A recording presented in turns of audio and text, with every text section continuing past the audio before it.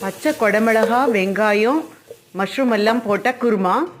இப்போ வந்து நல்லா அதை வதக்கிட்டு கொஞ்சம் தண்ணியை விட்டு வேக வைக்கணும். அதுக்கப்புறம் கெட்டி தயிர், காஷ்மீரி சில்லியோட பவுடர், அப்புறம் கரம் மசாலா பவுடர், அதுக்கப்புறம் தக்காளி எல்லாம் போட்டு நல்லா அரைச்சிட்டு அதை வந்து வதக்கின அந்த பொரியலோடு சேர்ந்து அதை கொட்டும் பொழுது அப்படி வாசனை மட்டும் இல்லை, கலர் பாருங்கள் சூப்பராக இருக்கும்.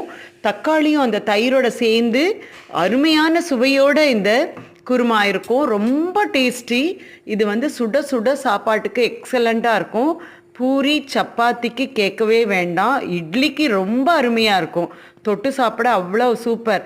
அப்படியும் இல்லைன்னா ப்ரெட்டை நல்லா டோஸ்ட் பண்ணி நல்ல வெண்ணெயை தடவி அதில் வந்து நீங்கள் இதை தொட்டு சாப்பிடும்போது அவ்வளோ டேஸ்ட். இட்லிக்கு எக்ஸலண்ட்டு.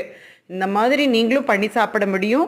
மஷ்ரூம் கேப்சிகத்துக்கு பதிலாக நீங்கள் எந்த விதமான காயும் ஆட் பண்ணலாம். பொட்டேட்டோ சேர்க்க முடியும். சட்னியோடு இட்லி சாப்பிட்றதுக்கு இந்த குருமாவோடு சேர்ந்து சாப்பிட்டா இன்னும் சுவையோ சுவை. கண்டிப்பாக இந்த மாதிரி ஒரு கலர்ஃபுல்லான ஒரு மசாலாவோடு சேர்ந்து பண்ணி பாருங்கள்.